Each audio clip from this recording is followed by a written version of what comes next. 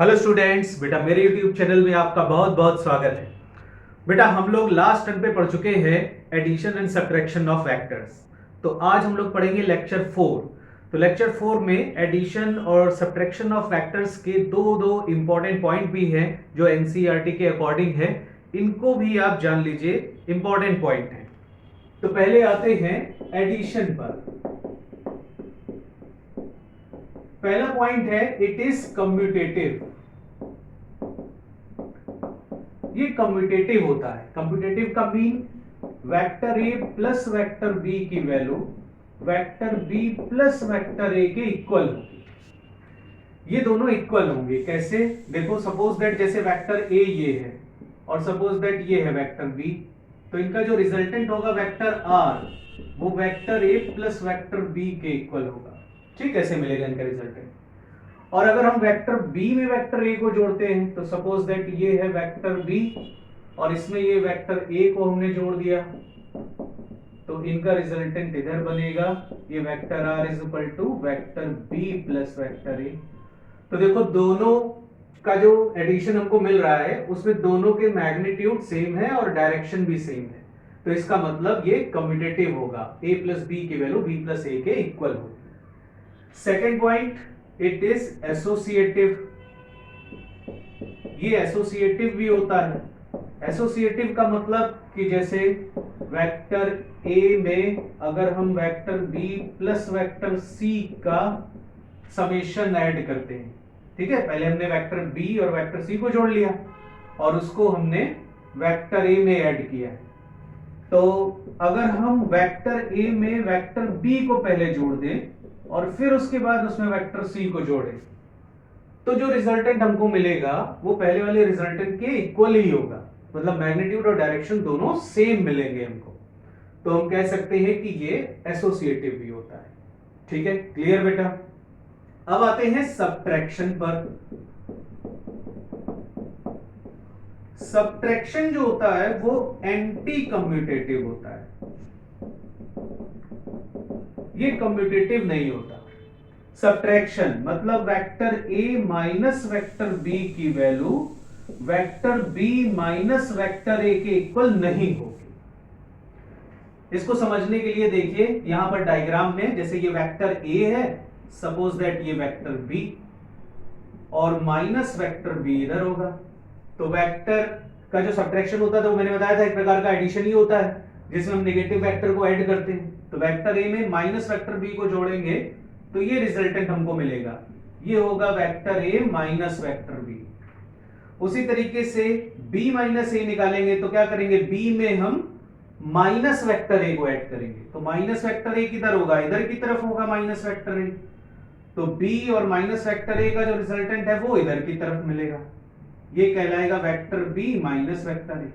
तो देखो, इसमें मैग्नीट्यूड तो सेम होंगे दोनों के, लेकिन डायरेक्शन अपोजिट है, तो इसलिए इक्वल नहीं हो पाएंगे। क्योंकि वेक्टर में जब दो वेक्टर इक्वल होते हैं तो उनके मैग्नीट्यूड और डायरेक्शन दोनों ही सेम होने चाहिए। ठीक है, तो ये इसमें वैलिड नहीं होगा। अच्छा, लेकिन जो सेकंड प्रॉपर्टी है एसोसिएटिव, ये प्रॉपर्टी इसमें वैलिड होती है। सब्ट्रैक्शन जो है वो एसोसिएटिव होता है। जैसे वेक्टर ए में अगर हम vector B minus vector C को ऐड करें, या फिर वेक्टर ए में हम पहले वेक्टर बी को ऐड कर दे और फिर सी को उसमें माइनस कर दें, तो जो रिजल्टेंट इधर मिलेगा वही रिजल्टेंट इधर भी मिलेगा। ठीक है, तो इसका मतलब कि ये एसोसिएटिव होता है। इतना क्लियर हुआ बेटा सबको? ओके बेटा, अब आगे बढ़ते हैं। अब हम लोग addition and subtraction of vectors के कुछ इंपॉर्टेंट क्वेश्चंस करेंगे, जिससे कि आपको एडिशन ऑफ वेक्टर और सब्ट्रैक्शन ऑफ वेक्टर वाला जो कॉन्सेप्ट है वो और अच्छे से समझ में आ जाए।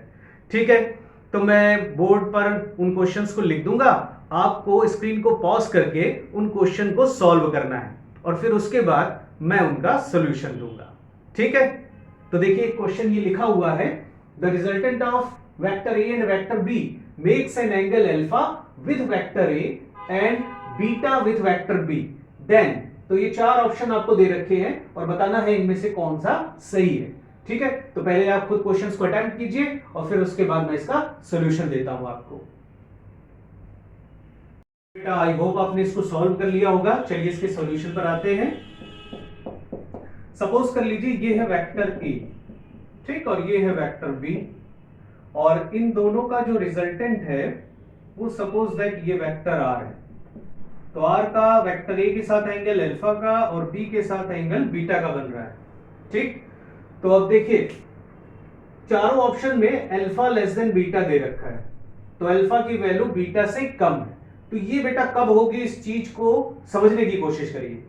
देखिए अगर वेक्टर ए का मैग्नीट्यूड हम बढ़ाते जाएं, ठीक है, देखो इसका मैग्नीट्यूड अगर हम बढ़ाते जाएं तो क्या होगा, जो इनका रिजल्टेंट है वो वेक्टर ए की तरफ शिफ्ट होना शुरू हो जाएगा।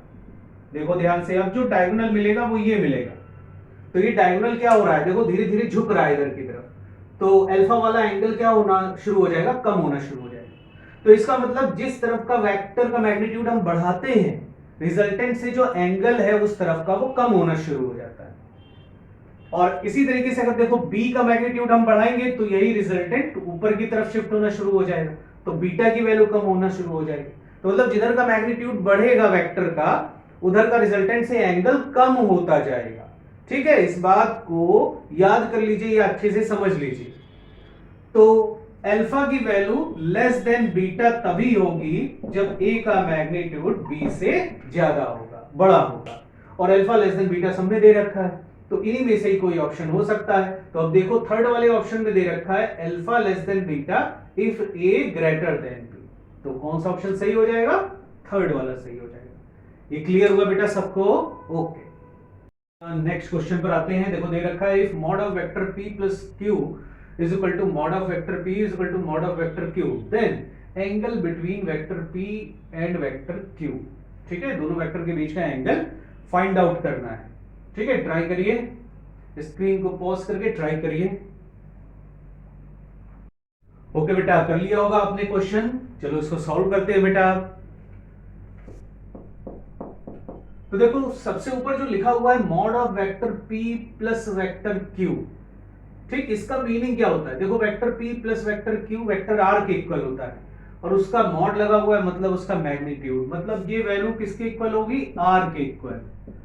r will be equal to vector p plus vector q का मॉड, ठीक है। और यही वैल्यू देखो p के मैग्नीट्यूड के इक्वल दे रखी है, यही वैल्यू q के मैग्नीट्यूड के इक्वल दे रखी है, ठीक है। तो अब बताना है कि p और q के बीच का एंगल थीटा कितना होगा। तो देखो रिजल्टेंट का जो फॉर्मूला होता है जिसमें दोनों वेक्टर p q आते हैं, उसमें थीटा आता है, वही दोनों के बीच का एंगल होता है, तो वही फाइंड आउट करना है। तो आपको क्या करना है, जो ये रिजल्टेंट की इक्वेशन है r square equal to p square plus q square plus 2pq cos theta, इस इक्वेशन में ये r p और q की वैल्यू सेम कर देनी है। चाहो तो सबको r के इक्वल कर दो, चाहो तो सबको p के इक्वल कर दो, चाहो तो सबको q के इक्वल कर दो, ठीक है। जैसे ही पुट करेंगे थीटा निकल आएगा। देखिए अगर सबको हम p के इक्वल लिख देते हैं तो ये p square equal to p square plus q square भी p स्क्वायर हो जाएगा प्लस 2pp यानी कि p स्क्वायर cos थीटा, ठीक है। अब देखो p square is equal to 2p square plus 2p square cos theta, इस 2p स्क्वायर को इधर ले आओ तो माइनस का p स्क्वायर इधर हो जाएगा equal to 2p square cos theta, p square से p स्क्वायर कैंसिल, तो cos theta will be equal to -1/2, और cos थीटा की वैल्यू जो -1/2 होती है तो थीटा की वैल्यू 120 डिग्री होती है, क्योंकि cos 120 की वैल्यू -1/2 के इक्वल होती है, ठीक है बेटा। क्लियर होगा ये सबको, तो कौन सा ऑप्शन सही होगा, फोर्थ वाला ऑप्शन इसमें करेक्ट हो जाएगा, ठीक। ओके बेटा, अब नेक्स्ट क्वेश्चन पर आते हैं। देखो गिवन है the resultant of two vectors vector A and vector B is vector R.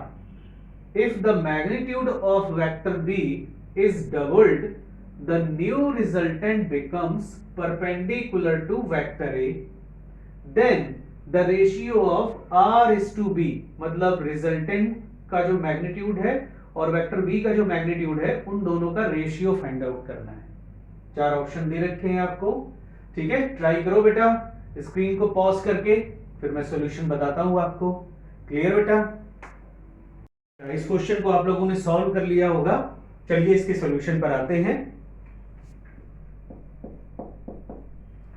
देखो गिवन है कि वेक्टर ए और वेक्टर बी का रिजल्टेंट आर के इक्वल है, ठीक है। तो देखो आर की जो वैल्यू होगी, R square will be equal to A square plus B square plus 2ab cos theta, है ना। पहला रिलेशन ये हमें एक मिल जाएगा। क्लियर बेटा। अब आते हैं आगे। देखो कहते हैं if the magnitude of vector B is doubled then the new resultant becomes perpendicular to vector A.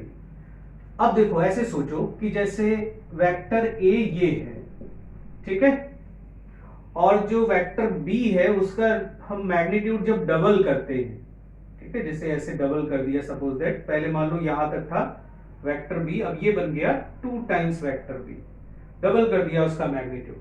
तो कहते हैं कि इनका जो रिजल्टेंट है वो ए के परपेंडिकुलर हो जाता है, ठीक है। ये होगा रिजल्टेंट, मान लो अब आर डैश बनने लगता है तो वो ए के परपेंडिकुलर हो जाता है, मतलब ये एंगल 90 डिग्री हो जाता है। और ध्यान से देखो ये एंगल वही अल्फा के इक्वल होगा जो रिजल्टेंट का वेक्टर ए के साथ बनता था, ठीक।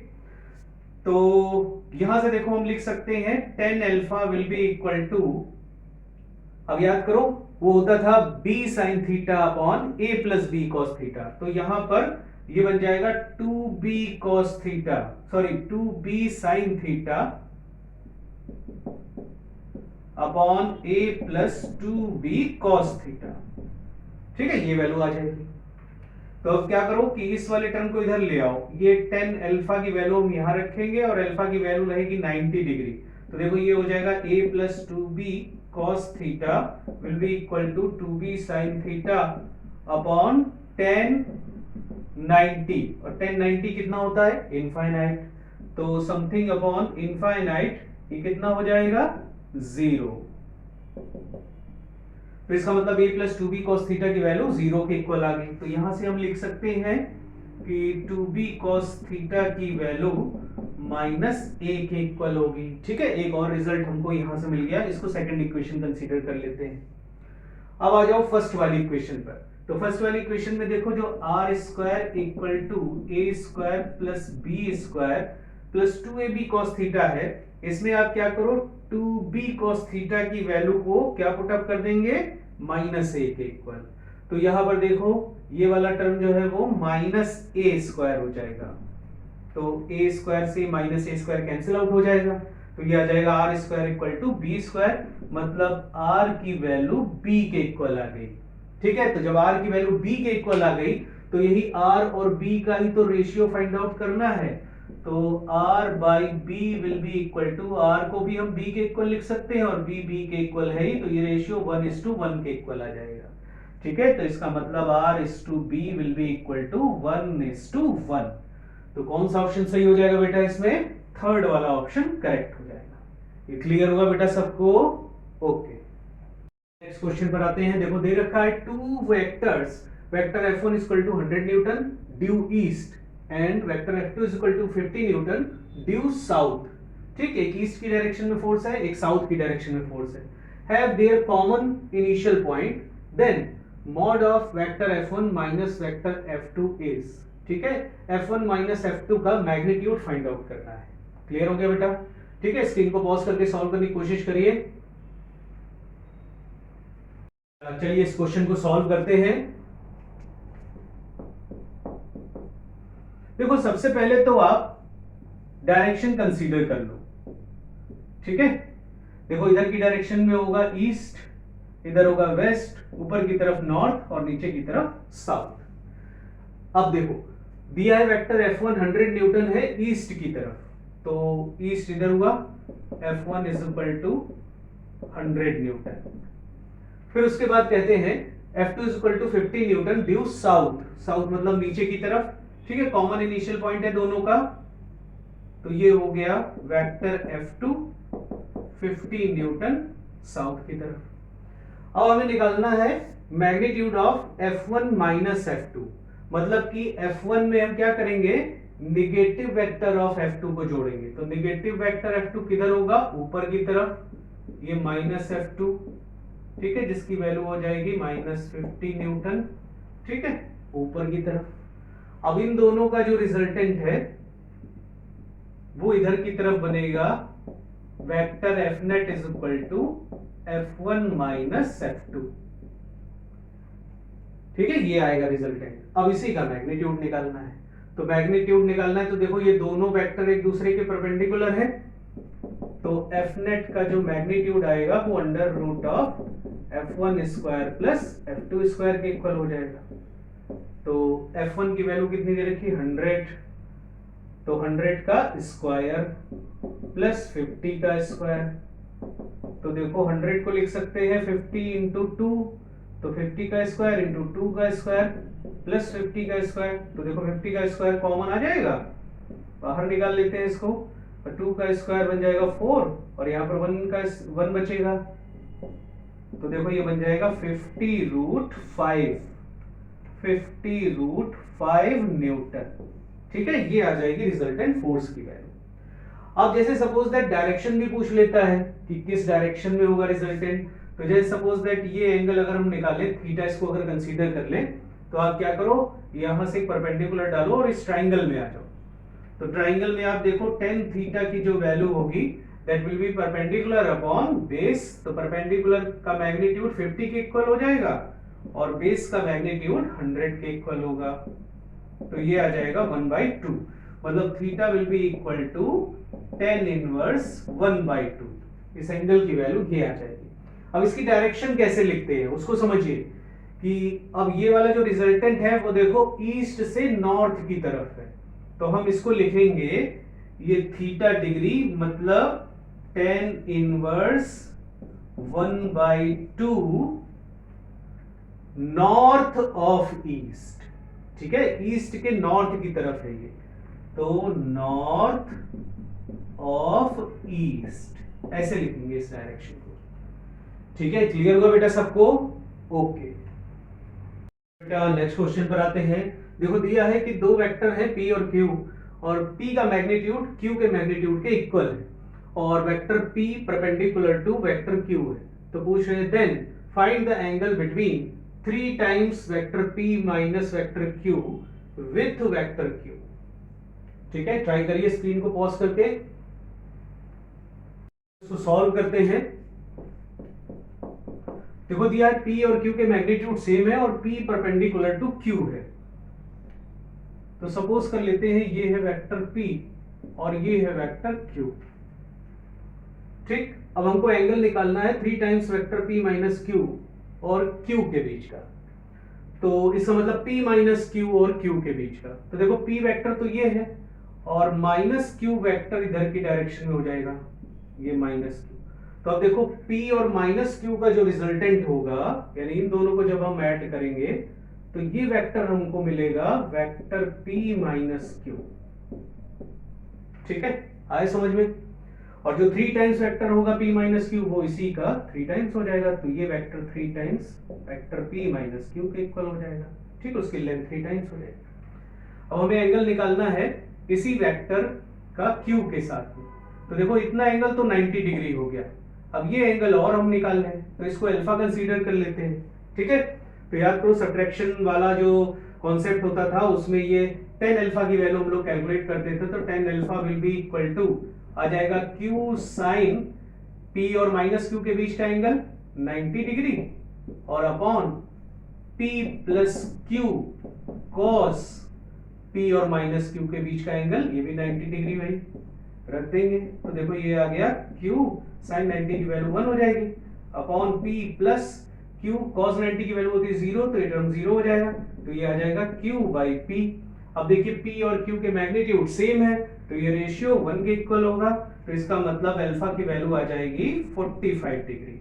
तो ये आ गया 45 डिग्री। तो इतना है 90, ये है 45, तो टोटल एंगल कितना हो जाएगा 90 प्लस 45 इक्वल टू 135 डिग्री। ठीक है, क्लियर हुआ बेटा ये सबको? ओके।